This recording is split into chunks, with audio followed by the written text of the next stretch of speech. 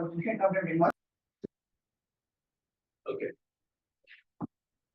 Good morning, everybody. Thanks for coming. I'm not sick. It's just Not for allergies. you, It's for just me. allergies. Not for you, for you. Oh, okay, no, You understand this? yeah, no, I'm good. For this. So today we're gonna talk about real estate marketing 101. So I think one of the main things, there's three things I think that are the most important in the real estate industry, being a real estate professional, is marketing. Because you have to generate leads. That's how people are gonna find out about you. That's how they're gonna call you, right? Right? They need to know that you can help them buy, sell, invest, lease, whatever it is, anything real estate related. So marketing, knowing how to search the MLS and set people up on automatic emails and do the right searches, create a CMA evaluation for their property, and the contracts, know how to send them out for digital signatures. So the three main things that I think are important in real estate, right? So everything you learn in real estate school is pretty much to pass the exam. Everything that you're gonna need to know is this: marketing, MLS, and the contract zip forms. And then along the way, you're gonna learn negotiating skills and you know, and the lingo and how to talk to clients. And that's what these classes are for. So today we're gonna talk about real estate marketing 101. And what we're gonna cover is research. This is a big word, right, for your marketing, research. You're gonna see this word a lot.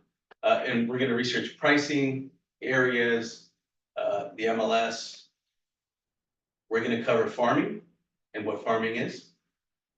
And farming including budgeting and print marketing,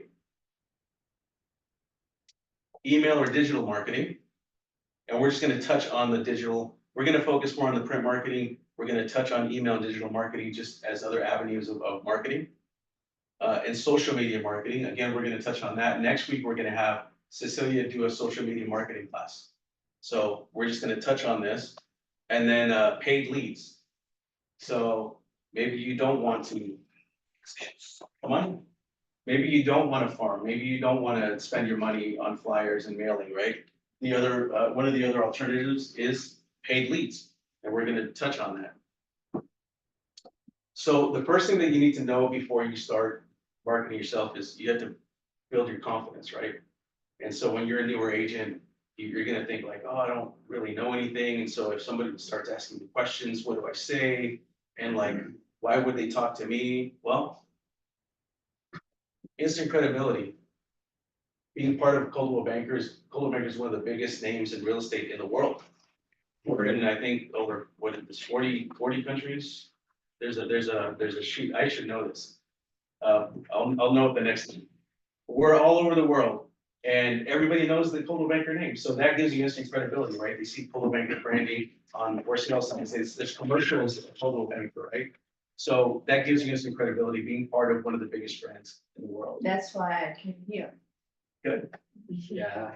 The tools you need, we have the tools and resources at your fingertips, right? Your CV desk. Support, you have knowledgeable support staff here to answer your questions. You have myself, Richard, John, to answer any questions. I mean, you guys have seen it. Whenever you have questions, you sit down with us and we answer your questions.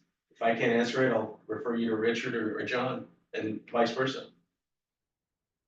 And peers, you have approximately 100, more than 100 other realtors in the office, network with, pick their brains. Just ask questions to. You can sit down and ask them, hey, how did you start marketing? You know, how big was the farm that you started with? Just sit down. What I would do if I'm new is I would invite one of these agents that farms or markets a lot. Invite them to lunch. Say, hey, I'd like to buy you lunch. And I'd like to pick your brain. Because who doesn't like a free lunch? Right? Especially in and out, I'm sorry? especially in and out. In and Yeah, out. in and out. Right? Nice. So lean on your peers with questions. They're happy to answer. I think that's one of the things that makes this office such a great office, is that everybody's willing to share. I know it was with another office before I was here. How could he, right? Yeah, that was before that. I've been here for 18 years. I was at the other place for 10 years, and I got to tell you, the agents there, great agents. They were nice people. But whenever they saw a new agent come into the office, they better not ask me any questions. They're my competition. I'm not going to help them, right? They're competing against me. Nobody thinks that way here, Yes. right? Everybody's helpful. So, and you guys have seen that, right? Super nice. So just feel free to ask questions. Become an expert. This is another way of building confidence, right? So become an expert, know the MLS, study the trends, specifically the area that you're gonna market. So if you wanna consider yourself an area expert or expert in the market in that area, go on the MLS, and we're gonna talk about this, know what's on the market. Preview the properties, right? You can text or schedule showings for yourself and preview the property, just so if this is a neighborhood I'm marketing, I wanna know what's on the market, I'm gonna preview that property, so I'm gonna go visit that property and look at everything that it has, so that way when I talk to another homeowner in the neighborhood, and I know exactly what this property looks like, right? I know that the pictures make it look way better than it actually is inside. That home needs a lot of work, or it looks immaculate. Like the pictures do it no justice, they went top notch with that, with all their upgrades, right? So you know because you've been in that property. Also know what's sold, what's pending, right? And know what the prices are, right? Approximately. So that makes you an area expert. Know what the schools are in the neighborhood. What's the local elementary school, middle school, high school? These are questions that potential buyers are gonna wanna know. Also, just local resources in general. Just to comment on, last Sunday, I spent my Sunday afternoon going to open houses Yeah. in the area that I'm planning to work. And it really opened my eyes in all sorts of ways. So that's Like what? like actually getting to know the area. Yeah. Also, none of the open houses I went to had for sale signs outside, which, because the previous week I'd just driven around looking to see, get an idea of what it's like, and I didn't see any for sale signs. I thought, well, that's weird. But so I would never have thought that, okay, some areas they don't like to put for sale signs out. So that was something that kind of. Sometimes, I think so first of all, you have to check with the HOA. Does the HOA allow signs, first instance? I'm sure they have to allow them, right? But there's some that have they have restrictions on what type of signs you can put out, so they all have to look the same. They can't be like flamboyant or huge or like, whatever, they have to all be conform to a specific look. Or maybe the homeowners are hesitant to put a for sale sign because they don't want squatters to come into the house. Mm. Oh, this home's for sale, it's probably vacant, let's go squat in there and then they can't kick us out. So that might be more prominent now, as far as people putting signs out. But I found, so that was interesting. The variety of homes in the area was very interesting to see. There's a lot of new builds, there's a lot of really old places that you can see are going to be redeveloped. It was very interesting to see how the other agents from other offices carry themselves. Yeah. Some of them were extremely unimpressive, which was great. Maybe for build your confidence, go and see some of these guys. Yeah, it's fantastic. So I'm just sorry, I don't mean to derail what you're doing, but if you want to see what's going on in your area, just go to open houses on a Saturday or Sunday. It really opened my eyes a lot. Well, another thing about being the area expert is like, how many pools are there in the community? You know how many pools, spas, parks, tennis courts, things like that, because maybe someone's gonna ask those questions. So sphere of influence, the first marketing that you should be doing is to your sphere of influence. So you should begin your marketing efforts with your sphere of influence, let them know you're a realtor. And so there's the main objection I hear from new agents is, I don't want to bother my friends and my family, because I don't want to be pushy. You're not being pushy, you're just announcing, hey, I'm a realtor now, I got my real estate license, I joined Coldwell Banker, just want to let you know, in case you or anybody you know are thinking about buying, selling, renting, whatever, investing in property.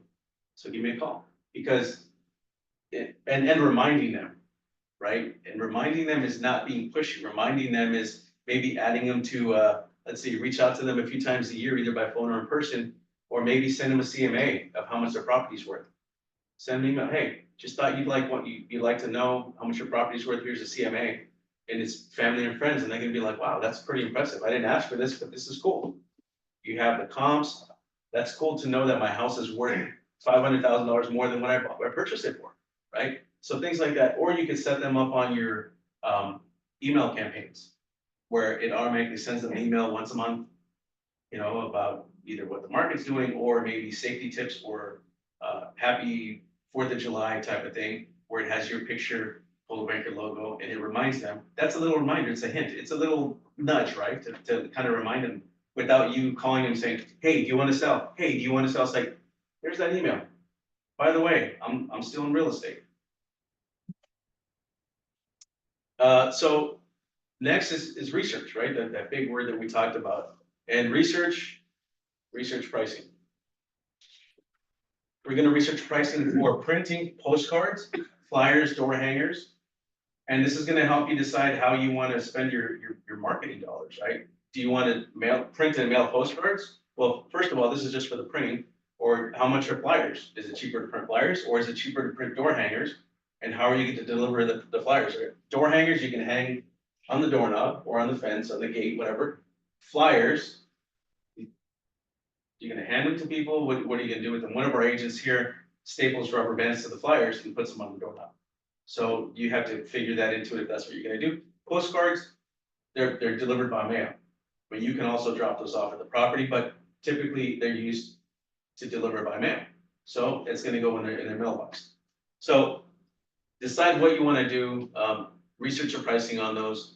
And then you're gonna know, first of all, after this class is done, you're gonna know first what your marketing budget is gonna be and how many homes you're gonna be able to hit. And then you can start doing research on printing for 400 postcards or 400 flyers or 400 door hangers or however big your farm is gonna be. You're gonna research pricing for mailing, and there's different forms of mailing, and we're gonna cover that in a second. There's EDDM, which is every door direct mail. And what that is do you see the Ralph's announcements you get along with your mail, the advertisements for the specials?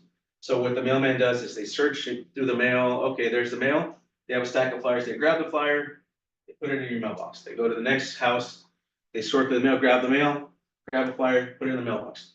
This is your flyer up here that they're just putting in everybody's mailbox.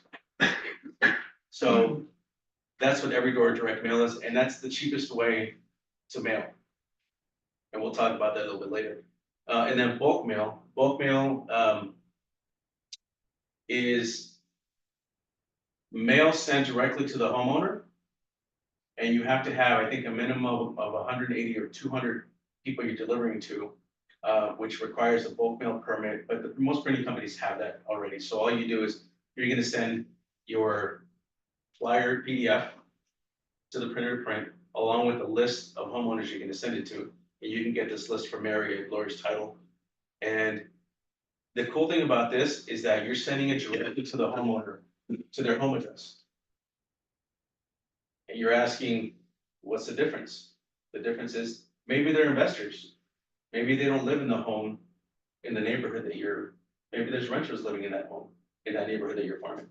And you want to get it directly to the person that makes decisions about selling the home. So this gets, let's say, John, you own a home in this area over here, right? Where I'm at. But you live in Newport Beach. I'm getting the flyer directly to you and not to the home here because there's a renter here. So this goes to you, the owner. Every door direct mail goes to the people that live in the home. It's delivered to the home itself. So you might not ever see that flyer if you're using EDDM, right? Only the person living there. All right, so, and then there's first class mail. And first class mail is you put a stamp on a postcard or a letter and send the letter or postcard that way, right? So there's 3 different types of mailing that you can research pricing on. Social media pricing, so how much is it to do ads, to post ads on social media? It's a lot cheaper than all this other stuff. And target marketing, same thing.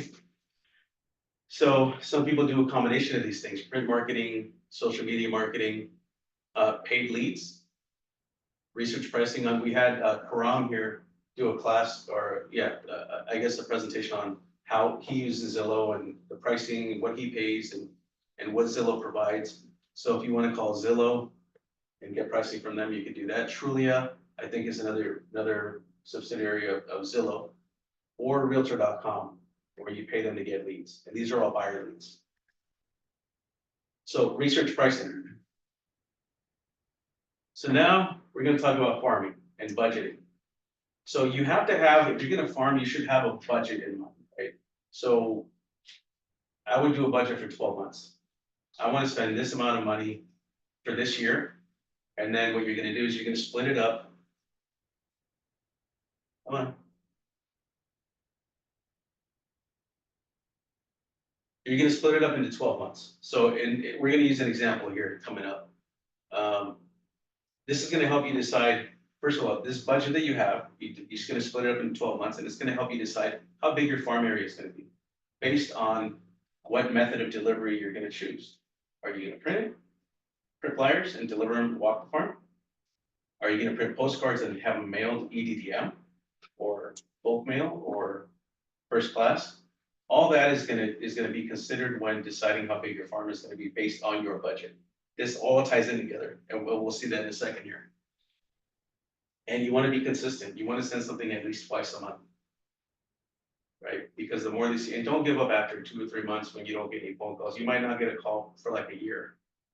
But people are gonna see your flyers, they're gonna know that, they're gonna associate you with being the area expert because you're getting your flyers. You're sending them real estate related content, so don't give up. I'm sure that a lot of these homeowners, they see 2 or 3 flyers of someone. And then they disappear. There's a new person, 2 or 3 flyers, they disappear. But I bet you that the person that keeps sending flyers for the whole year, for 2 years, for 3 years, that's who they're gonna call. All right, so let's use example number 1 here. We're gonna use a budget of $6,000. Let's say I only have $6,000 for marketing for the whole year. And I'm gonna split that into 12 months.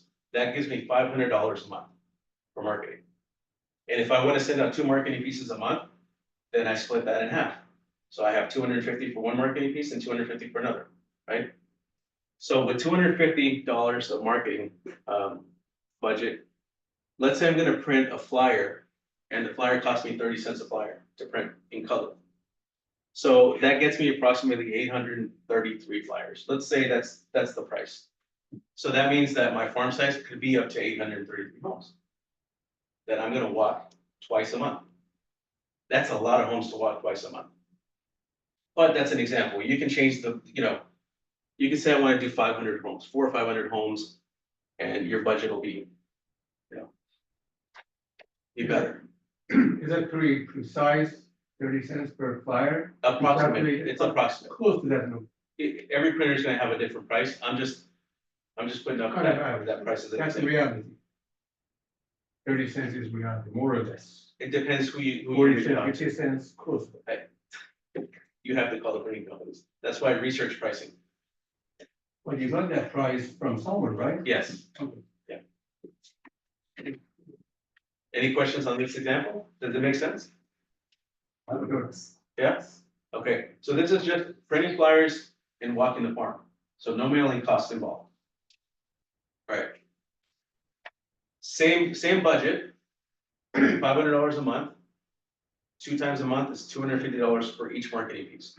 So now we're gonna consider postcards, right? We're gonna mail postcards. Each postcard is approximately 22 cents a piece to print. And for EDDM, every door direct mail, it's about 19 or 20 cents a postcard to deliver. Okay?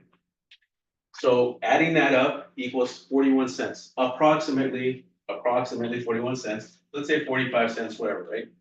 So with 41 cents and $250 a month, that gives us 609 homes that we can hit. So our farm size would be 609 homes.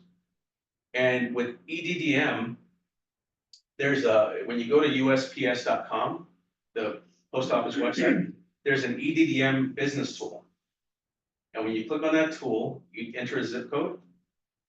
And then it shows you the whole, like a map, right? And it's broken down by zip codes. And every zip code is gonna have a bunch of carrier routes. So let's say 92606, where we're at here, is split up into, I don't know, let's say 15 different carrier routes. A carrier route could consist of 5 streets.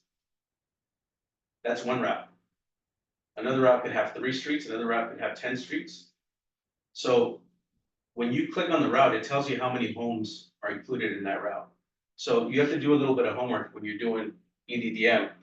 So just because you have 609 farm size doesn't mean you're gonna get exactly 609 when doing EDDM. You know what? I'm gonna show you guys. I'm going to show you.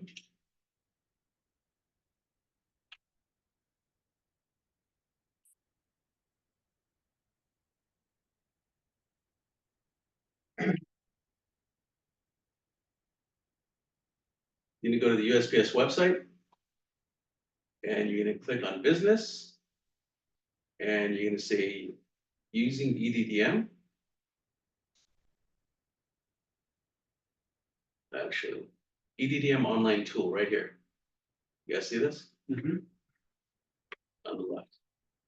And then let's say I want to do 92606. Search.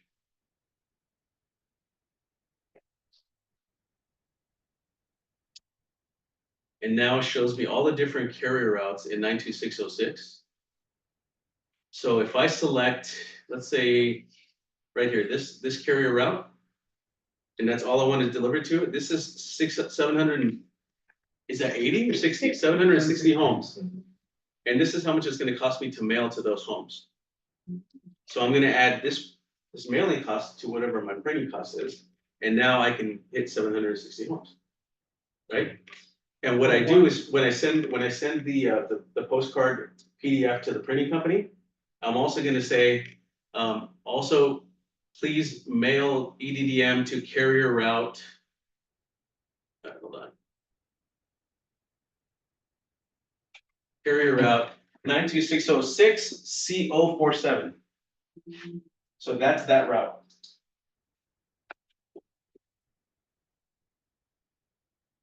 Does that make sense? So that means that everybody that lives within those streets is gonna get that flyer. If I wanted to do this one and this one, then that's gonna be 1483 homes. It's 8363, 1463? Yeah. That six look awfully alike. Then you would make sure to include the different carrier routes. So like in this case, this one is 92606 CO. That's 61 or 81? 6-1. 61, geez. All right. Hey, tell us, you can, they're really useful. That's what you guys are for, to help me out here.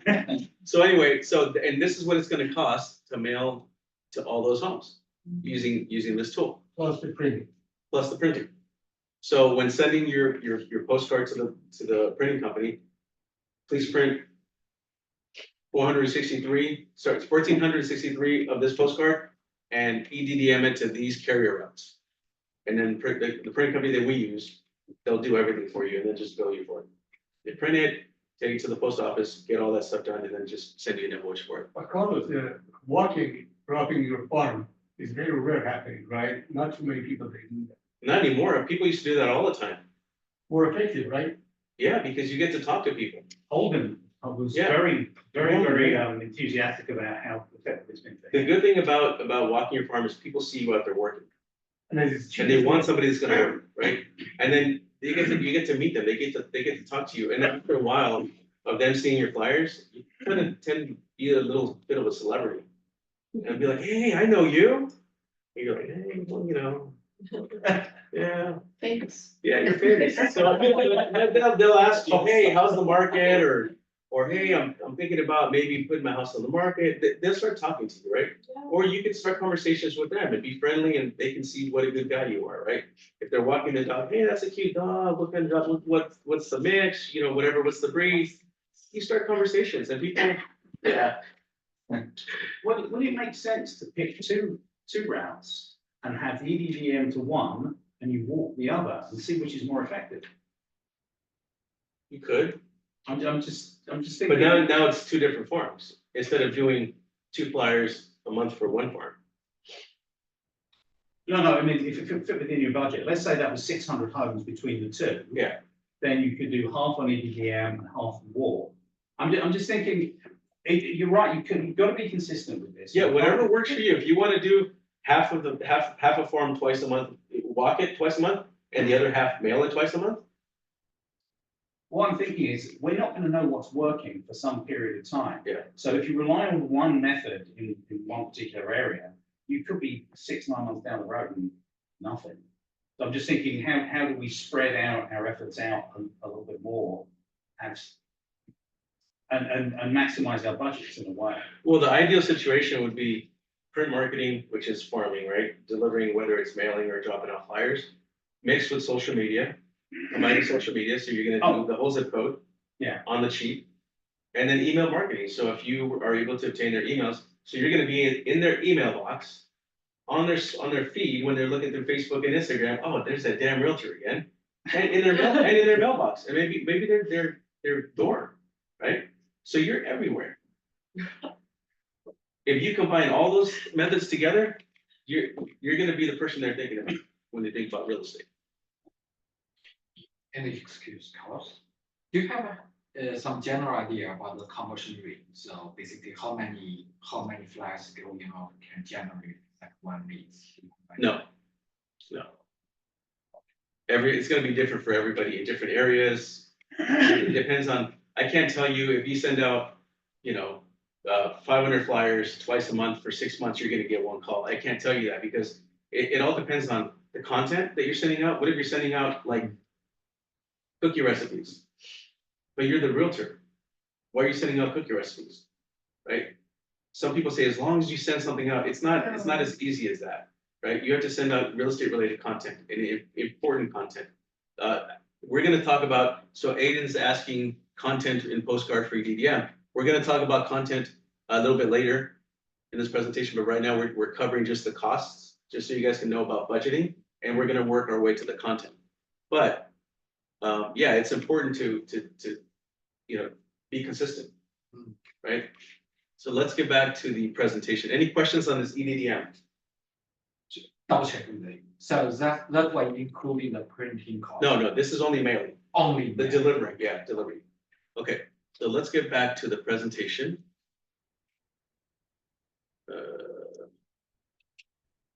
Here we go. All right, okay, so now the third option here, or example, is now you're doing bulk mail.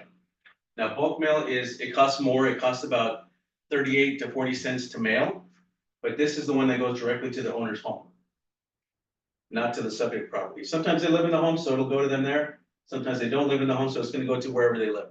So in this case, we're using the same budget, $250 per marketing piece, twice a month. Postcard, approximately 23 cents. And then the bulk mail cost is approximately 38 to 40 cents to mail. And then, so in this particular example, we have a farm size of 416 homes that we're spending $250 on, approximately, right? So give and take tax and all that. So in this example, 416 homes is your farm size. You guys get it? Yeah. Okay, That 250, they're doing twice a month, right? twice a month. Okay. Yeah. Cool. So you're hitting the 416 homes twice a month. Okay, so here's another question, following on from your question. I know you can't give a hit rate, it's impossible, no one can. But what you might. But there's people that will give you that. Well, what I was gonna say is though, there's a lot of successful agents of this office. Yes. I'd be interested to know how big is their farm size? So if somebody says, well, my farm size is 600 and from that I consistently manage, I've managed to build that into a. Well, into a viable business. we had that at a couple of meetings where Bolden talked about his farm size, Shweta talked about her farm size. Oh, well, I didn't hear the actual number, the Yeah. size of the farm. That- Some of them started with like 400 homes, I think, and then Right. they expanded from there. Sure, okay. So you could start with something with as little as 400 homes, and just. I've actually consistent put with it. 400 with a question mark on. Yeah, and you on can my- add to it, you can add to it. Okay, cool. So, okay, so we're gonna move on to this. You guys understand how, like, the printing and then the mailing and budgeting, right? Let's go. Yeah. Okay, we'll move on then.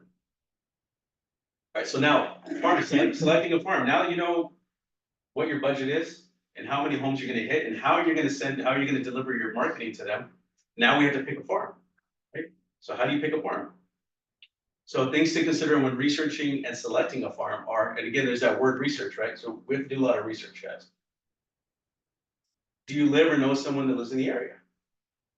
Maybe you want to market or farm the area where you live, right? Maybe you know a lot of people there, or maybe you visit your mother in her neighborhood, that's where you grew up and people know you there, and maybe you want to farm there because you're familiar with the area. That could be one way of selecting a farm. Research the market share amongst other agents. So if there's certain farm areas that you're considering, you want to go into the MLS to look to see, is there a dominant agents there? Are there any dominant agents? If there's 25 sales in the last year, and one agent has 20 of those sales, and the rest, the other 5 are mixed between other agents, that tells you there's a dominant agent there. There's a hold in there. And they list everything. So if you go up against someone like that, you might not get the listing. So if you try to farm against someone like that, you might be wasting your money, but there's some areas that maybe, I've heard that there's some agents that dominate areas, they're, excuse the words, but they're assholes. And the homeowners there, that's all, the only choice they have because they farm there, but they don't like the guy, you know? So sometimes if you hear that, that might be somewhere that you wanna farm because that's the only option they have and you're a nice guy, Please. you have charisma, sure, Thank you. right? So they're gonna wanna work with you. Research again, that we talked about dominant agent. Turnover ratio. One thing to consider when selecting a farm is, are people selling? Right? You might be in love with an area, I don't know, like there's a pretty area in Santa Ana Floral Park. I don't know if you guys are familiar with it. Different homes are older, they're big properties, big lots. And let's say nobody wants to sell. There's maybe 5 sales in the whole year. That's not the case, I'm just making it an example here. Let's say 5 homes sold out of like, I don't know, 1,500 homes. That's probably not an area you wanna market to, because people aren't selling. There's some neighborhoods where people just stay there. And then their kids inherit the homes and they live there, and they just don't move. So you wanna look at the turnover ratio for the last couple of years.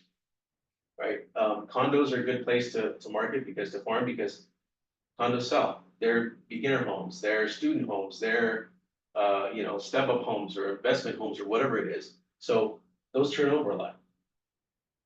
I know that there's some people that come into the industry, I'm gonna get my license and I'm gonna start selling $1 million homes in Newport Beach and Laguna Beach. Unless you have a big network of homeowners or, whatever in those areas, that's not realistic, because you're going against experienced people that have already sold properties in the millions and it's, why would someone that doesn't know you, that has a $10 million property list with you that just got their real estate license, right? So let's be realistic. Again, unless you know somebody that owns properties over there, they're willing to have you list their homes, it's not very realistic. It's a good goal, that's, So, research the number of homes, so if there's a particular neighborhood you like, how many homes are there in that neighborhood? Does that match the farm size that your budget requires? Owner occupied versus absentee. This is another, I guess, good thing to look at, right? Because the neighborhood that you're planning on farming, is it mostly rentals? Right? If it's mostly rentals, then you know you're dealing with a lot of investors, so you have to market to them a specific way. Or maybe you market to the owners and you market to the people renting the homes. Hey, are you thinking of buying? Call me. Right, so there's, maybe you, one postcard goes out to the homeowners, and one postcard goes out to the actual people occupying the property, the renters. So title companies are a great source for identifying a potential farm. They can provide turnover ratios. So if you call Mary and you say, hey, I'm interested in this neighborhood, she'll give you a snapshot, which they call a snapshot of the turnover ratios. How many homes sold last year, compared to how many homes there are in the neighborhood. She can give you an Excel spreadsheet of the farm for mail merge. So like if you plan on mailing bulk mail, where it goes directly to the owner, this spreadsheet is gonna be helpful for you, because you're gonna send this to the printing company along with your flyer, and they're gonna print the addresses on the postcards when they mail it off. Plus, you know who the owner's names, what the owner's names are, and you can split the list into, do they live in the property or are they investors? They can print labels for you of your farm if you want to send out letters and just put labels on there, first class, throw a stamp on there.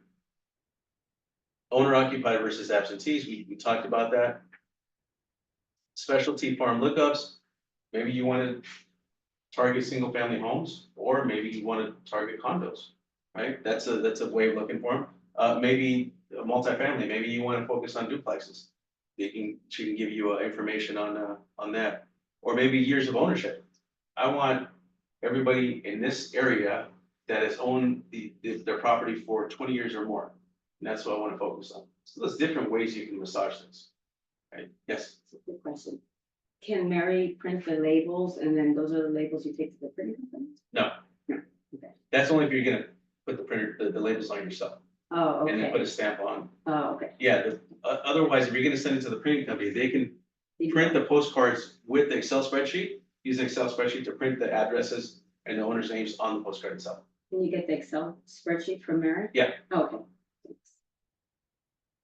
Any questions on this? I was just gonna say Mary, so I basically can just like email her and be like, I'm like interested in this area, or this city, this zip code, and she kind of like. Yeah, but be careful, when you guys are requesting information, don't say, I want information on this whole zip code. That's a lot of homes, there's no way you're gonna farm that many homes. So what you wanna do is you wanna break it off into maybe squared areas of, 500 homes, 500 to 800 homes. Maybe even 300, whatever, side by side areas, but send her that like, can you send me information, a farm list for homeowners in the area of, in this city, from Barranca to Alton and West Park and Harvard. And then that's exactly like, you're gonna get this exact square of homeowners, right?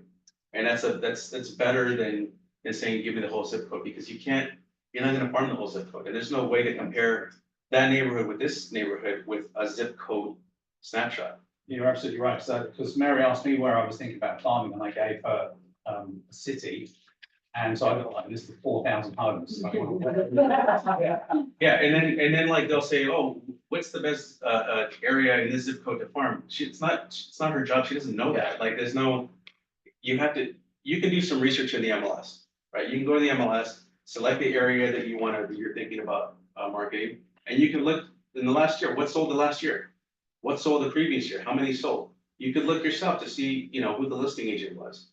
Is it someone that dominates the area? These are all things you can do. And if you guys want to go further into that, we can schedule time with me. We'll research that together, and then you can move forward with Mary on the list and everything, right? Once you decide what area you want. Yeah, excuse. Any cost for the lease from Mary? No, No cost. no, this is a service they provide, hoping that you're going to use their title insurance company when you have a sale, a listing. Selecting a farm research. Okay, so know the market trends and community. We talked about this, right? So research, know the recent sales. When you select your area, and again, we figured out our budget. We figured out how many homes we're gonna hit. We figured out what area we want to farm now. Now that you know that, all that information, research what the recent sales are in that neighborhood. You want to know, last month, 3 homes sold in this neighborhood, and it was this address, it was a 4-bedroom, 3-bedroom, maybe this model, that model, and this is how much they sold for. Know the active listings. Again, talked about this earlier, preview the listings. You want to visit the properties, you want to walk through them yourself and know, that there's there's a lease listing I have that has, it's funny, under the staircase, there's like a little room that they made for the dog. It's got a little door with a cage, like a jail cell. But like, you would only know that if you see the property, if you visited the property, right? So like little details like that. So research the tract floor plan models in the tract. So there's a website, and I think that's gonna be on the next slide. There's a website called insidetract.com. And this website has all the floor plans and the tract maps for most of the areas of South Orange County. So if you plan on farming a specific neighborhood, you could download, you have to pay for it. You can download the floor plans for like model A, B, C, and D. Right? So now you know that model A is a 2-bedroom, 2-bath, single level, 850 square feet or 1,000 square feet. And that the model B is 3 bedrooms, 2.5-bath, 2-story, and that whatever. And there's an alternate version of it where it could have either a bedroom or a loft. So now you know all these things, right? And it just makes you more of an expert. Somebody calls you up and says, Sean, I'm thinking about listing my home. I live on so-and-so Main Street, it's a 4-bedroom, you're gonna be like, oh, is yours the one that has the master bedroom in the back left corner? Then you're like, oh yeah, how did you know that? because you're the area expert, you know? So no community info, again, we talked about HOA amenities, HOA fees, what are the HOA fees, right? And then the local schools. All this makes you more of an area expert. Any questions on this?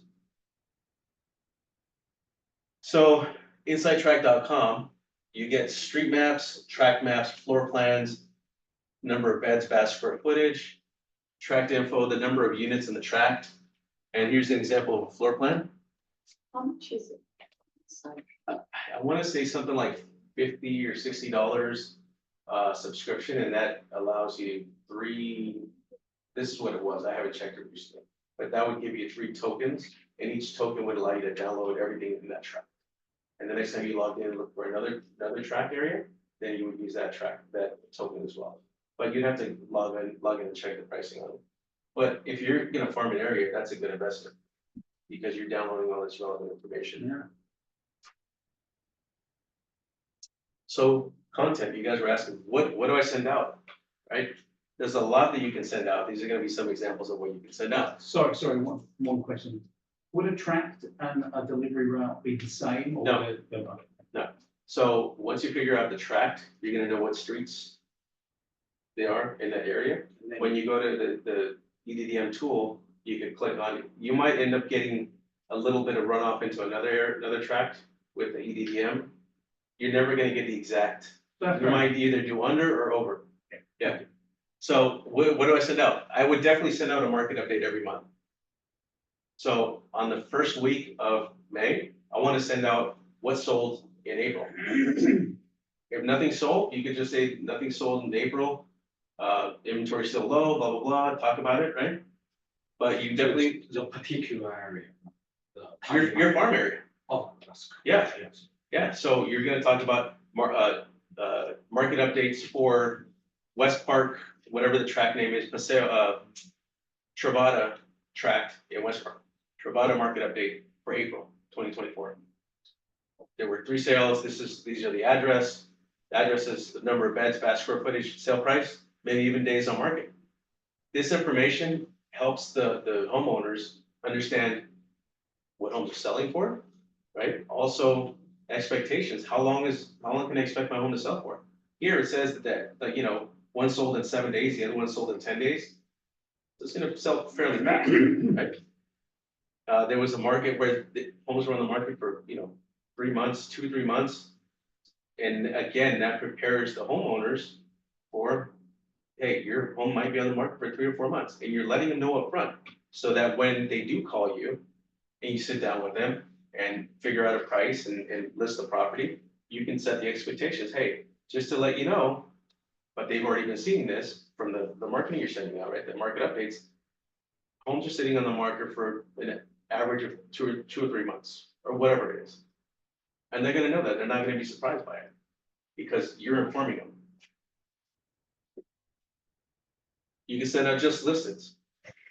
Doesn't have to be your listing, it could be in someone's listing in the office, just ask the agent, hey Holden, hey Mike Dunn, can I advertise one of your listings? Ask them for the picture, you say I just listed, you don't say you just listed it, you just say just listed. It's listed by Coldwell Banker. But it should be qualified. Yeah, every listing is Coldwell Banker's listing, it's not your listing or my listing, it's No, I'm Coldwell just Banker's saying, listing. you cannot use somebody else's outside the No. company. Yeah. And it has to be with the permission with the age. Yeah. From age. You don't want to upset anybody, you know? Should be in writing, the permission. No. I would. But if they're sending you a picture that you can use for your advertising, I think That means. yeah, that confirms it, yes. So basically, we still need to go to those list agent and ask that permission, even they are not working on for the code well, right? Only for agents in our office. For listings in our office. If it's not our office, we still go for that permission. Yeah, but I wouldn't ask anyone else outside the office to advertise their properties. Yeah. You can advertise it just sold, if you don't have any sales, maybe recent sales from our office. Ask one of our agents, hey, do you mind if I advertise your just sold property? Again, you're not saying that you just sold it, Coldwell Banker just sold. Open house announcement, if you're gonna do an open house or hold an open house for someone, you can announce the open house. That's a flyer you can send out. Newsletters, you can send out newsletters, have real estate related content, right? Maybe newsletters that talk about the interest rates, maybe market trends in the neighborhood, maybe new laws, articles, things like that. You can send out a flyer that says, I have a buyer. You know, every agent sends out those postcards or flyers that say, I have a buyer, when they really don't, right? They just say they do, but they're just trying to bait you into calling them. People don't tell the truth all the time. No, no, they don't. But if you are gonna send out I have a buyer postcard or letter or something, make your buyer look as real as possible. I have a buyer, a family that's looking at buying in the neighborhood, and they wanna buy in this neighborhood because of the school, right? They love the schools in the area, and that's why they wanna move here, but they're looking for a two-story. Or maybe they're looking for a home that has a bedroom downstairs, that's why we're targeting you, that's why we're asking you. So now it looks more personal, like you have, your buyer is real, right? And hopefully your buyer will be real. You can send out contests or drawings like a raffle.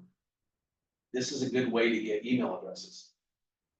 Right, you send out a flyer, say, hey, I'm doing a drawing for, I don't know, $25 Starbucks gift card or something. What some of the agents here do is like, they'll do like a Christmas drawing, $100 gift card for Christmas or for Thanksgiving or something, Thanksgiving, whatever it is. And then they email me the entry, if you'd like to enter.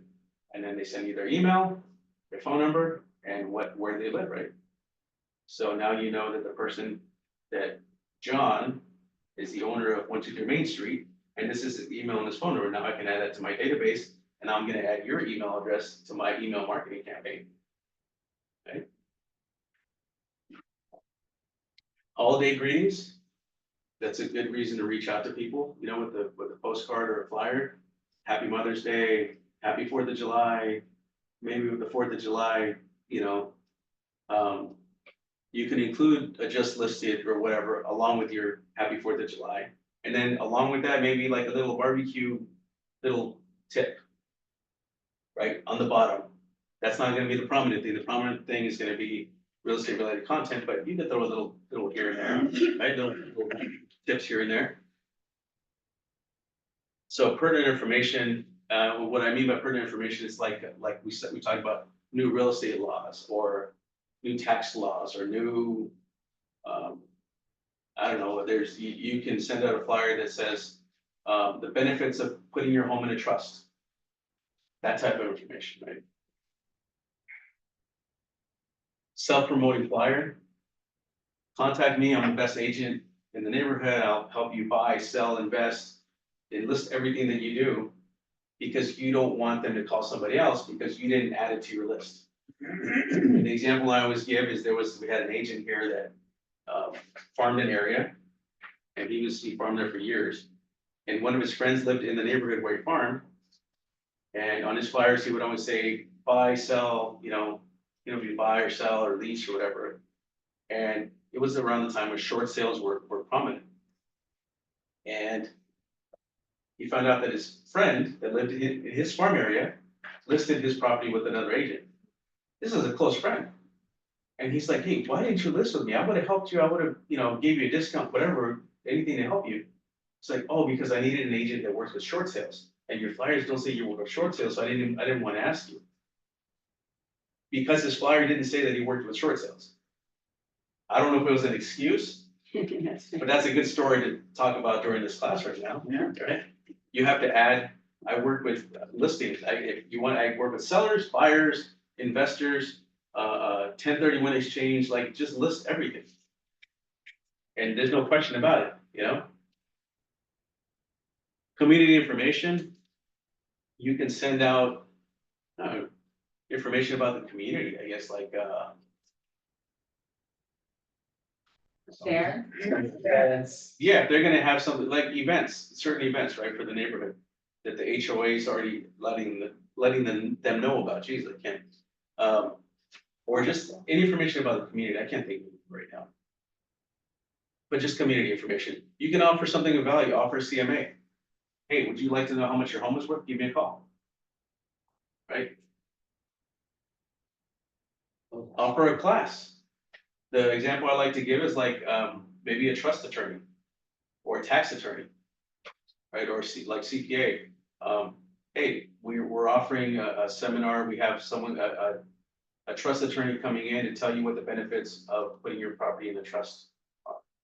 If you'd like to join us, it's gonna be on this day, give me a call, we'd love to have you. You can probably have a trust attorney come in, even in here. They'll do it for free because you're bringing potential customers to them. And the residents will come because it's free information. And guess what? You benefit from all of it. So that's an example of something you could do. Basically, how much cost will for that class? Do you have general idea? Like for the offer 40 people for that offer class? Doesn't cost you anything, hopefully. If you can get, like, let's say, if you, like, my example was if you have a trust attorney, right, that helps people put their homes into trust. And you say, hey, would you like to speak in I want to do a little class or seminar, I'm planning on bringing people. Would you do it for free? Some might do it for free, right? Because you're bringing potential customers to him. And then you advertise it, and hopefully some of the residents will show up. And now, what did it cost you? Just your mailing? And time? Thank you. Unless they want you to pay them, then, you know, the attorney. Let's see. So Aiden, you said only to Irvine or other areas. What was the question? You could farm in any other city. You don't have to just farm in Irvine. I know that, Roya, you want to farm in Anaheim Hills, right? So, yeah, so you guys, throughout Orange County, you can farm in LA if you want to farm in LA. I mean, It's too far. yeah, I mean, so yeah, anywhere in California, but it has to be accessible for you, right? Makes sense.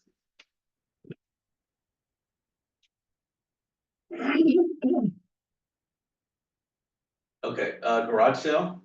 Some of our agents do neighborhood garage sales. That's a good way to get involved in the community and, you know, schedule garage sale, organize it, advertise it for them, bring people to purchase their crap, right? The stuff they don't want. And then on the morning of the garage sale, you go and talk to all the people participating. Hey, thanks for whatever, for joining in. Here's some coffee, some cookies, whatever. Personal greeting cards. These you can do if you're farming your neighborhood and you end up meeting someone while you're walking, handing out flyers, if that's what you're doing. Maybe you meet someone, they talk about their kids just graduating from college or from high school, or they just had an wedding anniversary or whatever, right?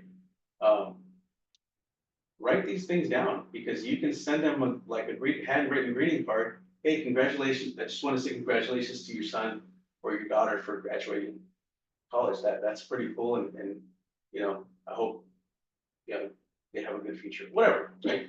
But nobody does this. So when you get a card, handwritten greeting card in the mail, congratulating, the fact that you paid attention to the conversation, you took the time to write a card to congratulate them, you're gonna remember that, right? Because people don't do that anymore. So when I say personal greeting cards, that's what I'm talking about, something personal.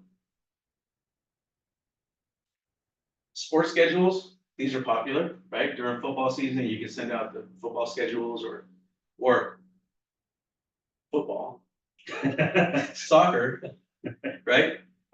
Or baseball schedules or whatever it is, basketball schedules. People keep these, and guess what? The sports seasons are about 3 or 4 months long, some longer. So they're gonna hold on to that flyer until the season's over because it shows them who they're playing, when they're playing, and everything. So this is something that's popular. Yes. How can we make that more attractive? Because basically during the season, I will get 3 or 4 the schedules at the same time. But how can we make our schedule more attractive, make the people put on that, maybe on their wall? If you have ideas on how you would like it, like what would make you want to keep it? I don't know, because both, frankly speaking, I mean, just random pick up one, keep on my wall. Yeah, but if there's one that you like more than the other ones, maybe you design it like that.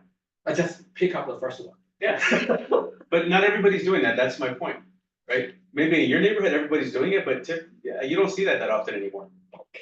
Yeah. Daylight savings, this is another flyer you can send out twice a year. Hey, the time is changing, just a reminder. Maybe change the batteries on your smoke alarms, things like that. But this is twice a year. So you guys are you guys thinking now like of the different things you can send out? These are just examples just to kind of get your juices flowing there. Letter to investor owners. Are you planning on working with investment properties? Maybe duplexes, triplex, fourplex? Get a list of investor owners and send them letters or flyers. Any questions on this? What about mortgage information, You can send mortgage information out, like rates? or- but it's changing like all the time. Changing, So you It's can change changing. the information. You know, unfortunately, you cannot, because you have to have a license. You have to have a, Well, no, you can send out what the rates are, but you can't yeah, say, but she said the rates. yeah, you could say as of this If I date. get it from a lender, I can repost it with my, You can source You it. know, you can say it generally, but specifically, you know. You could say on this date, this is what the mortgage rates are, and I got this from this source, from this website. Yes. Yeah. yeah, I can put, because I get The every source, week the yes. source. The I can, source, I can yes. put the source and my information too. By the Yes, time the they get the source, flyer though, yes. it's gonna be 1 or 2 weeks, and then But it's they gonna can change. check the date when I send Yeah, it, yeah, right? yeah, no, but my Yeah, point is, I'm saying email it, oh, yeah, you can do The that. source, yes, as long as. definitely the source. All right, let's move on. So what you wanna do also is create a calendar, right? So create a calendar, a marketing calendar, whether it's on your Google Calendar or one of those, the planners, when you're gonna do each flyer every month. So to remind you that you have to do it. Because life gets in the way and you do all sorts of things, but you wanna make sure to put this in your calendar as something that you have to do. This has to be, guys, this is your business. This is what you do for a living, right? You're realtors, you sell homes, you list homes, you work with buyers, you show properties. This has to be something that you put in your calendar, whether you're print marketing or email marketing or social media marketing, this is something you have to do for your business. Without this, unless you have a big network of people that everybody wants to call you and right, referrals, you have to promote yourself somehow. Yeah. So make sure you add this to your calendar and follow through with it, because if you miss, then you make a habit of it, you know? So an example here for like first week of January, market update. Yeah, actually for January 1st of the beginning of the year, I'm gonna send a market update for the whole year. I'm gonna say, these are all the homes that sold last year. And then if on February 1st, I'm gonna do a market update of everything that sold in January. So now, every month, I have already one marketing piece that I'm planning on sending out, market update, once a month. Now I need to figure out what I'm gonna send out the second flyer each month. Every month, like Valentine's Day contest, February. January, I'm gonna send out just listed, just sold, right? Maybe using somebody else's listing in the office or just sold, but plan out the whole year. And then it can change throughout the year. Maybe plan out the first 6 months for now. And then if something changes, that you want to send something different, you just change it in your calendar. Hey, I'm not sending this out. I have something new I want to send out. But at least you have it planned out. Make sense? Example, but just listed, just sold. Postcard, just listed information. On the other side is the mailing information. Here's a flyer that Holden did of just sold. He's got a bunch of properties he just sold. Just to give you guys an idea of what some of these flyers look like. It's got, he's got a QR code that scans to his contact information. He's got it just sold information about the listing, right? Another example of a market update. Here, it's just, it shows this type of home, the condos and the single family, and then also the address, bedrooms, baths, square footage, price per square foot, closing price, sold date, and then days on market. This has a little more information.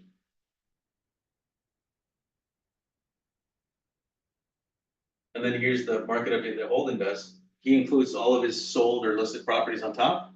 And then in the middle, he includes what sold the previous month.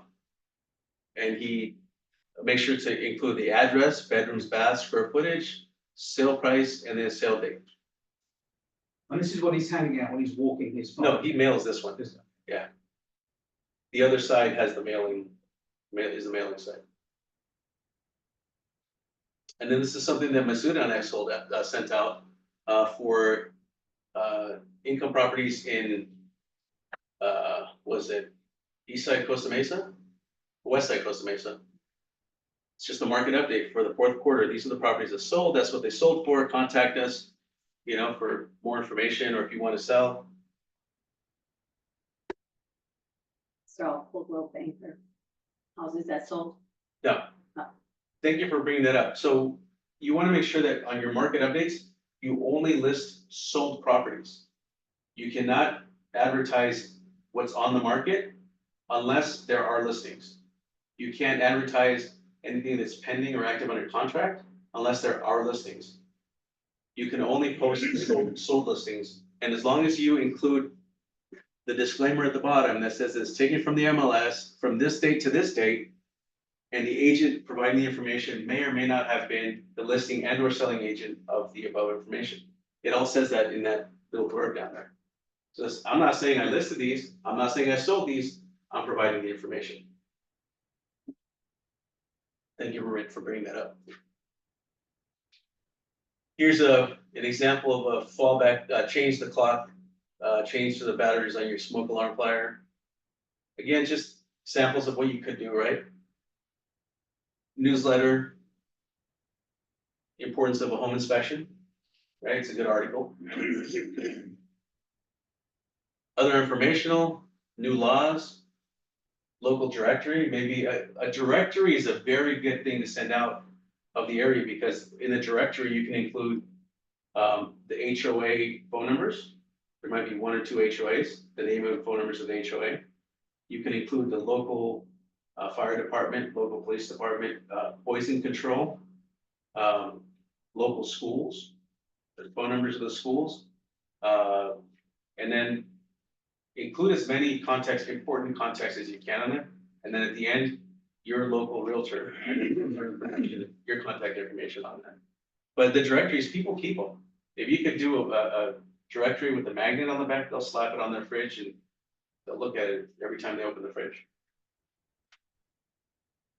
Floor plan information, again, we talked about that, the floor plans. You could send out a flyer that talks about the different floor plans in the area. Again, the services you provide, mortgage rates, like you talked about. And et cetera. Here's a flyer on vesting descriptions. So I got this from the title company, where it talks about the difference between the different types of vesting descriptions: joint tenancy, tenants in common, and so forth. Contest and garage sale samples.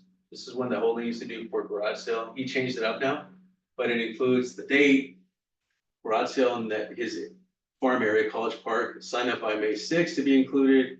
There's a sign-in form if they want to mail it in, or they can just email in their entry. So it's pretty basic. Valentine's Day contest. See his face on there? Love that picture. You can get creative with it, right? Create your own brand. So you already have the biggest brand, one of the biggest brands in real estate, Coldwell Banker. So let's create your own brand and your own identity, right, to make you stand out. So maybe specific colors. One of the things the examples I use is the pink flyer, and I think Kimberly, one of our agents, she ran with it. She sends out pink flyers. So now whenever people see the pink flyer on their door or in their mailbox, they know it's from Kimberly. Because hey, she's the one that sends out the pink flyers. That's an example, right? You could do orange flyers, whatever, right? But be consistent with the same look, because that's going to identify you. They're going to associate those colors with you. So when they see that flyer, they know it's you. Maybe an agent logo. Here's an example of what Mike Dunn uses. He's got the whole special agent Mike Dunn thing going on, so that's the logo he uses. Maybe a tagline. You could say, I sell dreams, like Sylvia Jonathan, one of our agents here, she uses the tagline, Sylvia used to call Sylvia Jonathan the real estate matchmaker. Little things like that, right? They kind of separate you from everyone else. maybe a specific flyer template, so if you're gonna use a certain look on a flyer, not just the colors, keep that look going. The more you change it, the more, inconsistent you look, right? Maybe, market to niche markets like military, teachers, doctors, they have their own network of people. When you, work with a police officer, they have a whole network of police officers, and they're gonna, their partner or their lieutenant or their whatever it is, right? When you work with nurses, they're tight with each other. They're gonna talk to each other and refer you to them, so refer them to you, so you can work those type of niche markets. A personality, maybe you're an investment agent, maybe you're a luxury agent, maybe you're an agent that works with first-time buyers, right? You can include all that. Community involvement. So this is all part of your marketing, your farming, right? You want to get involved with the community. And there's some things you can do. You can sponsor a community event or school fundraiser. So a lot of the times you can reach out to the local schools and say, hey, if you guys need any sponsors for anything, give me a call. I'd be happy to spend some money or to give you guys some money. And what that does for you is like whenever they have maybe a program, sports program that they send out to the parents, they have little ads on the back, right? You could be the agent. Or they have maybe a school event and then sponsored by, and then they have your information on there, right? So now now they know, the homeowners know that you're involved in sponsoring their kid's school. All right, that's cool.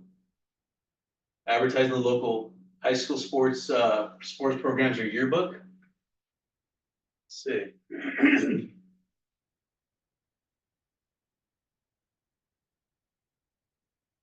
The last page, which page?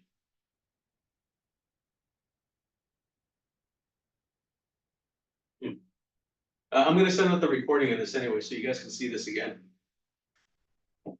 Let's move on.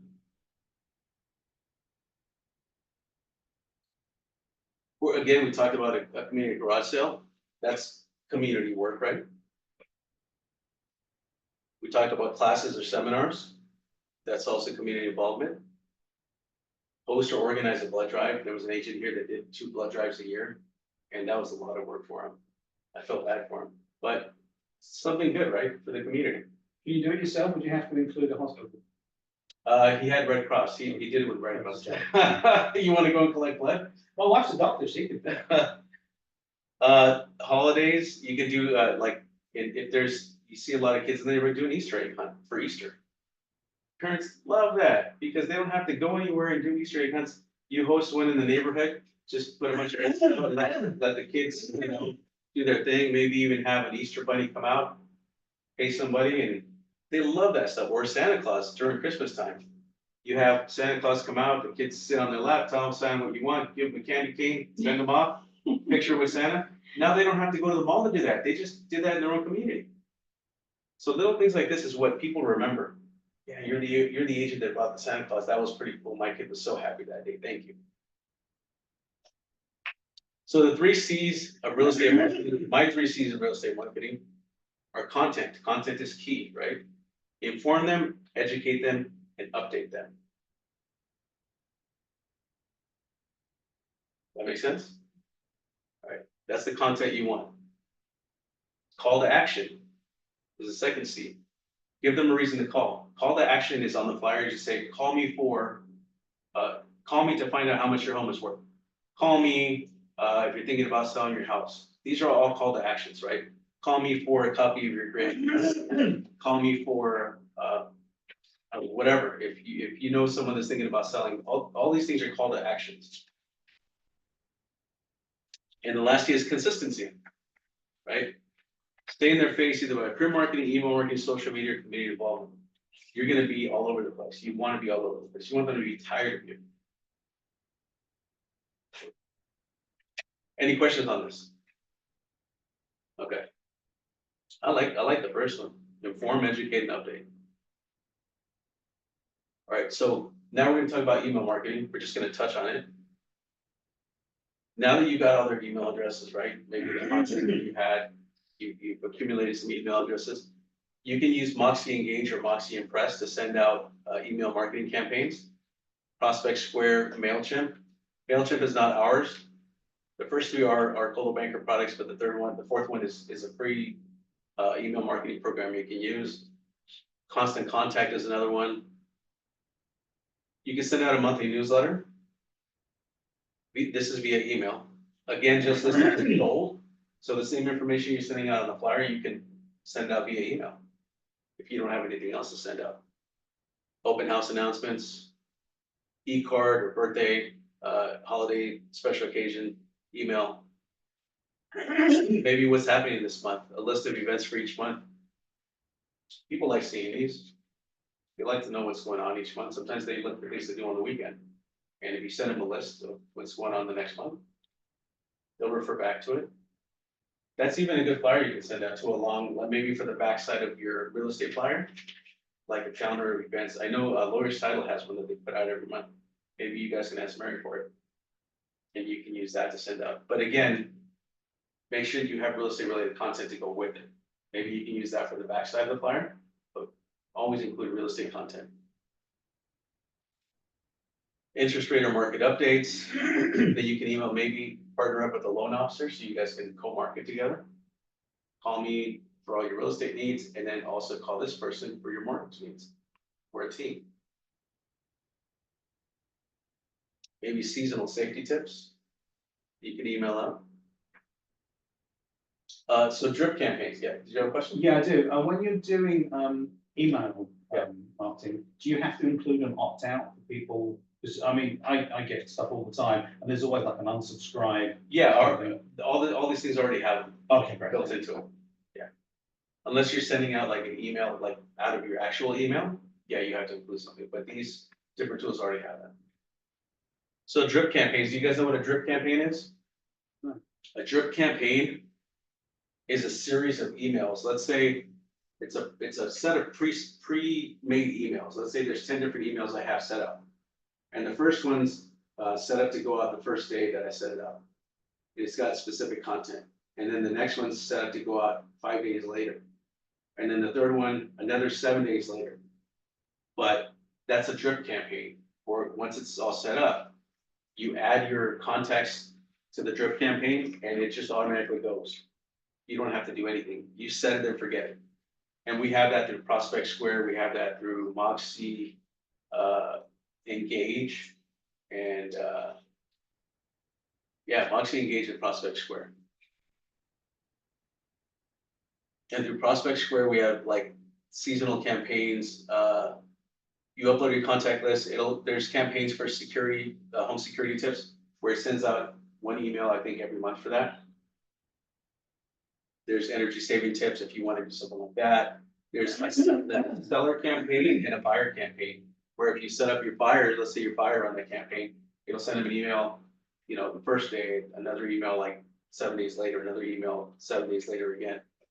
But it's all about buying information, right? So that you can go in and take a look at it. But there's also the holiday campaigns, where it has something go out almost every month for a holiday, like Happy Thanksgiving and Merry Christmas. There's probably more holidays there than you've ever heard of. There's some I didn't even know existed that are on. So I would recommend you go through and turn off the ones that you don't want to send out. Maybe don't align with, with what you want to send out. And then set your clients, your sphere of influence up on it. And then Moxie Engage, it has all the same things. Any questions on this? Social media. Again, Cecilia's coming out next week to talk about social media marketing. Make sure you have you have a Coldwell Banker website. Make sure you use it, right? You want to have a social internet presence. If you get a free website with this, I would use it, right? The only thing that I think would cost you anything is we recommend that you buy a custom domain name. And your domain name is www.johngold.com. That's your custom domain name. And that's usually like $15 a year. So we recommend that you purchase something that's personalized to you. That once you have that, we can have it redirected to go to your company website. So it's like you type in www.johngold.com, it goes to your Coldwell Banker website. But it's just more personalized to you. Make sure that you add content or your bio into your profile page. And make sure you have a photo on there. I think that's one of the personal domain name, updated photo. Don't use a picture like a lot of realtors that's like 25 years old. You know, there's realtors are notorious for that. They have like the glamour shots, from like the, from like the 80s. With the feathered hair, you know? So yeah, make sure you have an updated photo, professional looking photo. Some people, everyone's different, but professional, right? And, let's see, yeah, your profile, your bio, just something about you. Who are you, right? What kind of person are you? If you have nothing on there, then people want to know who you are, right? You can even upload a profile video that kind of introduce yourself. Hi, this is my name, this is what I do. Contact me for all your real estate needs. Short, sweet, and simple, right? They get to see your personality, they get to see how you speak, how you carry yourself. If I saw your picture, John, I don't know, I'd have some questions. But once I heard you talk, if you had a video on there, that guy's got charisma. I think I want to call that guy. Right? See? Use Facebook, Instagram, LinkedIn, Twitter, broadcast all your listings, and some people are using TikTok now. So it's not just for teeny boppers anymore. To advertise new listings, just sold, awards, tips like that, real estate tips. So the main ones that people are using, the realtors are using are Facebook and Instagram to promote themselves. Moxie creates a property website for each one of your listings. So when you have a new listing, Moxie will create a property website that you can copy the link and paste it into your social media. So you can draw people to it and advertise that. And contact our social media specialist for more information to schedule an appointment with her. She can walk you through how to set up. If you don't already have Facebook, Instagram, how to set that up. But you already have that, you need to have a business page for each one of those. And then so when you create your business page, she'll show you what to post, how often to post, how to post. And if you don't want to do it yourself, you can pay her to do it for you. Yes. Question for me. I had a discussion with Cecilia, I'm sorry.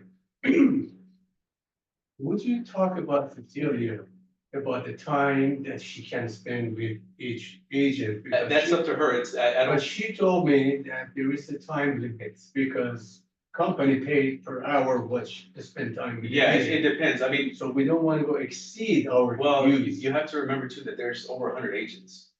Right? So be mindful of the time, you know, the staff's time when you're sitting down. So, You brought it to me, that's. why. yeah, if you have specific questions, make sure you ask those specific questions. And as long as those are answered, anything else is bonus, right? But I would just look at it that way. That phone number is office number or he? That is her cell phone number. Herself. If she doesn't answer, leave a message. She'll get back to you. Oh, But she's gonna be here next Thursday doing the class. Okay. Also for social media, promote the town, not just the house, because remember, social media, you're reaching a bigger audience. So you're not just promoting like, hey, I have this listing here. Hey, I have this listing here in this amazing community. This community has a great HOA, great HOA amenities, it's near the freeway, it's whatever, right? So you're promoting, you want to give the bigger picture, because now you have a broader audience, it's not just the neighbors. Be yourself, if you're gonna do any videos, be yourself, don't pretend to be somebody you're not, you know, like, just be yourself. Educate your buyers, we talked about, educate, inform. Chat with your followers, if they leave comments, comment back. Respond to comments, good or bad. If someone leaves a bad comment, just reply to them, just be respectful, you know? Because you never know, you might flip them if you respond with a nice comment, right? Don't forget to add video. Never assume you're only connecting with first-time buyers. And don't ignore your existing clients. Again, contact Cecilia, she'll be here next week. Generating leads. Cloud CMA home price evaluator landing page. I like this thing, even though it's terrible. Long distance. I'm not sure, maybe another 15, 20 minutes. There's a recording, I'll send out the recording. Yeah, please. Yeah. Sure. All right. Okay, so this is a pretty cool thing you can use for social media. So if you have like, if you post this on Facebook, I'm gonna show you what it looks like. It creates like a little CMA, instant CMA for someone that's looking for price of their home. And I'm gonna show you what that looks like. So when you go into the MLS, when you first go into the MLS, before clicking this matrix tool here, click on Cloud CMA right in the middle. And the first time that you log into Cloud CMA, it's gonna ask you to upload your photo and update your contact information, and everything, right? So make sure you do that the first time. And then you're gonna come up to the right-hand side up at the top right corner and click on lead generation. And what this is gonna do, it takes me to a page, Where did you go? I'm sorry. Cloud You went- CMA. No, I know, but after that, I went to the top corner here on my picture, or, Generation. and then lead generation. oh, And then, so this is what the landing page is gonna look like that it's gonna create for me. But let me show you what that looks like here. So I'm gonna copy the link. And I'm gonna go to the page.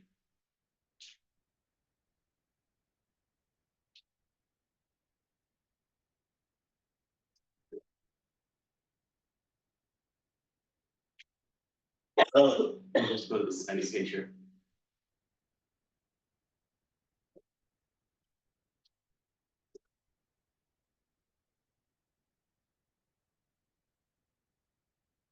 Take it as long.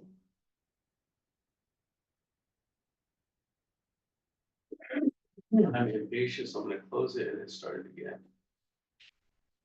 Okay, so this is the landing page. This is what I'm gonna use for social media. Like, I'm gonna copy this on top, paste it into Facebook, and then put a message, or type of message says, would you like to know how much your home is worth? Click here. And then it takes them to this page.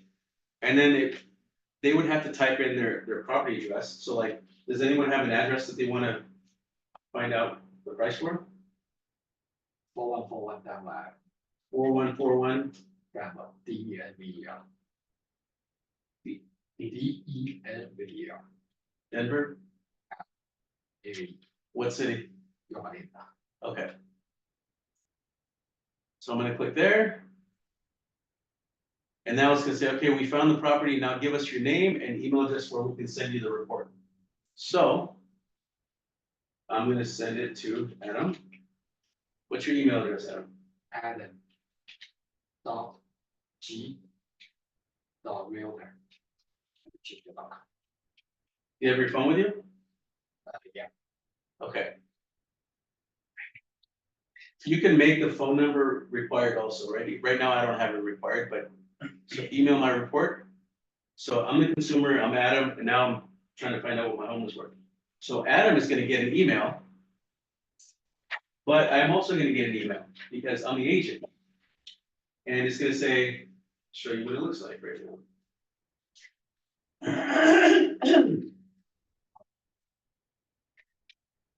It says, Carlos, you have a new lead.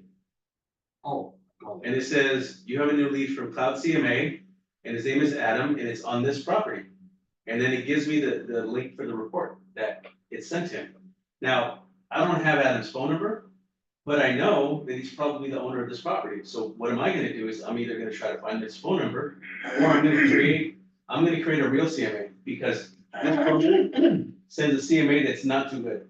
Doesn't give you the right information. So I'm gonna use the his address and look it up on the tax records. Okay, this is a 4-bedroom, 3-bath home, 2,500 square foot in this neighborhood. Okay, cool. I'm gonna go into the MLS. I'm gonna look up the comps. I'm gonna make my own CMA. And I'm either gonna mail it to him because I have his address, or I can go to his house and drop it off, knock on his door and say, hey, you requested a CMA to my automatic program. That's just a quick and, quick and dirty is what they call a CMA. I went in and made a detailed one for you. So this is actually what your home is worth. Without looking at your home, based on the confidence of your home is worth. So, yeah, it's a, right, so you know that anytime someone enters their address in here, they're thinking about selling their house, or they wanna know how much their home is worth. That, I would call that a lead. Can we try that on our own house and see what it says, what it sends you? Yeah. Like just so you can see. Yeah, what so you log right there, into Cloud CMA and then- and go into the lead generator, but go into Facebook, You, copy this and paste it into your Facebook post. post. yeah, Yeah, it's so a it's a post. link. Yeah, so it's a link, but it's also gonna show up on the, like this, a picture of this is gonna show up on the actual post itself as well. That's neat. So, So right click on view before you go on CMA. So right click, paste, copy it and paste it. yeah, It shows like this on Facebook. it shows on, it's gonna be a little post, the post is like this big on Facebook, right, Right. like a little square. You're gonna see that whole screen in that little square. But you wanna type your own message. And when you're linked to the Instagram, automatically go to Instagram. I don't know how to do it on Instagram, I know how to do it on Facebook. But on Instagram, I'm not sure how you would do that, but this is a pretty cool lead generation tool. So, So that's legally, we can send those information to the customer, right? yeah, you got the information, right? Yeah. What is it like, let's see what it looks like, show us. Here is. Wow. Oh, you guys can click, I. So can view the report. Oh, So basically, that's legal to send to the customer. yeah, why would it not be legal? So can I print out to give to the customer? Is that okay?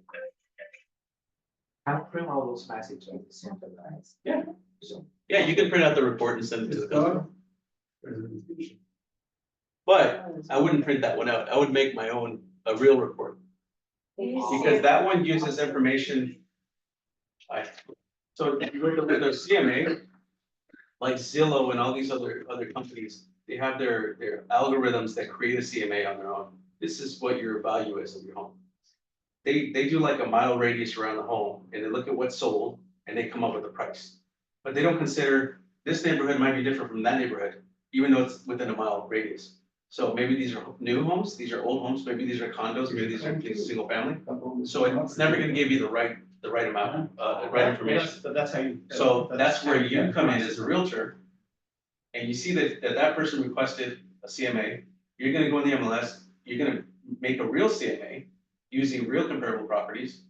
And you're gonna either mail it to them or drop it off at their house. Don't use that one, because it's not good. Yes, but this is a way to capture their contact. It's a great way of getting people's attention. Anyway, address, you have to find my, address I have. Yeah, you can try it later on. Would you please? I'm gonna move on to the. So this is pretty cool. Another one is Corfact. Corfact is a website that will print flyers, postcards for you, but there's different types of postcards. The one that I like is the home evaluator postcard, where you're gonna upload your list of contacts to it, right?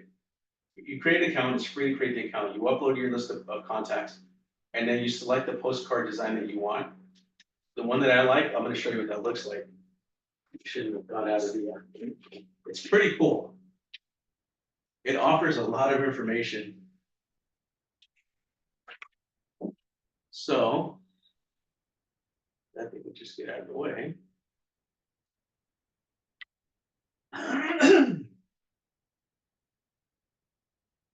So. This is the Corfact website, and then the flyer that I like is the postcard. And. Home estimate map. And there's different templates for it. So like, let's say this one here. On the right. This is what the postcard looks like. And whatever address that homeowner, whatever their home address is, it's gonna be pinned on the map, on that postcard. So it's personalized with a map of their home, with a little dot pinned on their home, right? Like you see here, and it's gonna show the different comps around the neighborhood. But also, it creates a QR code. So when the QR code is scanned by the homeowner, it gives them a CMA. It shows them the recent sales in that neighborhood. Thank you so much. So, I've used this service before, this is pretty cool because you can tell when somebody scans it. So like, for example. This is one of the ones I sent out, okay? It has the property pinned on the map. And it has the owner's name and address over here. So when I scan this QR code, let's say I'm the homeowner, I scan the QR code. It shows me a live website of the recent sales in that neighborhood. This was sent like 2 years ago, 3 years ago. But it shows me what the recent sales are. So this is live. You can keep this for 1, 2 years, 3 years, whatever, as long as you have an account here. It'll show me what the recent sales are in the neighborhood and what the home is worth approximately. And it's got my contact information on top as the agent. And this is pretty cool because that thing's live, right? So how did you do this? Right here. So Corfax, you have to be a member, right? Yeah, you create a free account. And you. The only catch, which I don't see it's a catch, that much of a catch. But you want to send this out maybe once a year to your list or maybe twice a year. It's $1 a piece. But you get the printing of the postcard, you get the mailing of the postcard. One printing, yeah. Yeah, per card, it's $1 for the postcard, for the mailing of it, so they deliver it. And the QR code, and then the website that you just saw on my phone, all that is included. And it's always live. That's So pretty. no matter when they scan it, they're always gonna have. a recent sale. Yeah, So after 1 year, scan it again, they're gonna see how many homes. but sold because of again. the price, I would only send this out to my farm maybe once a year or twice a year. This is, $1 per each. yeah, and so, and get this. When somebody scans that, I get an email. It says, congrats, alert, you have a lead. And then it says, this homeowner has received your mailer. Well, I think I mailed this to myself, that's why. Yeah, so it has my name, right? But whoever the owner is gonna have their name on here, so-and-so scanned the QR code, and it's for this property address, and they scanned it at this time. So now I know, hey, I gotta reach out to this person because they scanned it, they might wanna sell their house. Same thing as the other lead generating thing. But this is cool because if they scan it multiple times, you know, because you get an email every time they scan it. And you know exactly who scanned it. Well, I mean, I'm assuming the homeowner, right? Because they're the ones getting it in the mail. That's brilliant. So anyway, just wanted to show you, Per postcard and report, right? Together. yeah, it's all, yeah. If you go to corfac.com, And they send it to you. They mail it to you, right, the postcard? no, they mail it to whoever, you're gonna send them a list of your contacts. Yeah. They're gonna mail it to your contacts. They send it Right directly. along the client. Oh, they directly send it? Yeah. They send So it that's why I directly. say, you get the printing of the postcard, the mailing of the postcard to the client. Yeah. And then the QR code that takes them to the website with all the live information of recent sales. Did you design everything? No, no, yourself? I'm showing you right here, They did yeah. themselves. They have different templates, so this is just one of the templates, right? And if I go back, there's different templates you can select, Oh, right? So like, let's say this one, home estimator. And the QR code is there. So let's say I want to use this one for the front, and then I can select one of these other ones for the back. Maybe I'll use this one for the back. So now here's the front and here's the back, and the back one has the map. And then I start my order and so forth, and I select the list that I want to mail it to, and then they charge me, and then in a day, I'll get an email saying, hey, your order's being printed, and then a couple days, hey, your order's being mailed. Still too long legs now. So you can add your own branding as well? Is that what that is? Yeah, your logo, and yeah, once Right. you create your account, you're gonna add your photo, company logo, contact information, all that. Perfect. Stand up from there. Wow. So let's see what this looks like here. Is it gonna show me? Yeah, but there's different templates that you can use, so you don't have to create anything. That's fantastic. Yeah, so this is one of those tools that I wanted to make sure to show you guys because that's awesome. All right, so, and then we'll just touch on paid leads here real quick, and we're almost done. Zillow, TrulyRealtor.com. If you don't want to farm, send out postcards or mailers or flyers and walk the area. You don't want to deal with any of that. You can have paid leads where you pay them a certain amount. I don't know what it costs. You have to call them to get, again, research. what's it gonna cost you to get leads and how many leads you're gonna get per month, but these are potential buyers. So you don't have to go out and get them, they call you, you answer the call, how can I help you? Represent them buying a house, right? So it's another way of generating leads, yes, How's quality of the Zillow's leads? you have to call Zillow, yeah. Uh, They're gonna tell you they're the best and the greatest and everything, but we had Karam, one of our agents that uses Zillow. And he gave us some pretty good numbers, look for the video on it. It's very expensive right now. I wanted to get it because I live in Anaheim Hills, you know, just very close to you, Belinda. And they had a part of you, Belinda, that you are able to get 1.5. The others was, you know, already, Spoken for. yes, so it wasn't available. But the one part that was available, you have a opportunity to get it. 1.5 leads that it might happen, it might not happen. $2,400 a month. Oh my. Every zip code is gonna be different price. And then also, Too expensive. Yeah, I You're went to buying- Orange. Yeah. I asked them for Orange, Anaheim Hills, and your Belinda. And that's all they gave me because, and she said, of course, he also said it right now, the rate is very high. Because it's not that many inventory. Probably when it's more inventory, the cost is less. That's what's it. so you pay for a market share, so with each zip code, they have certain market share, and you're buying 10% market share or 50% market share. The more market share you buy, the more it's gonna cost you, but the more leads you'll get, right? And there might not be any market share in the area that you're looking at, so you have to wait until it opens. That makes sense. Yeah, so, Too expensive. yeah, so reach out to one of these companies if you're interested in just having people come to you, or leads come to you without you having to do anything, right? You know, for instance, Anaheim Hills, the person, the lady, the group that they are, have the #1 market share. They are paying over $5,000 a month.